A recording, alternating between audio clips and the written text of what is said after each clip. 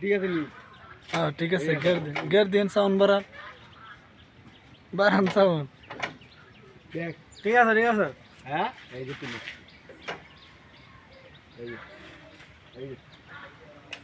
এই যে ঘুরাতে দেখে দি সাউন্ডটা বাড়ান। ঠিক আছে জানো তো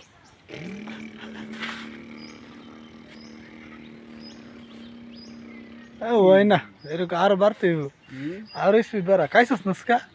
খাওয়াই না বিস্কুট দিই আমার খাওয়াই আর যখন জুড়ছে দিয়ে ওরা দেয় খাও মনে।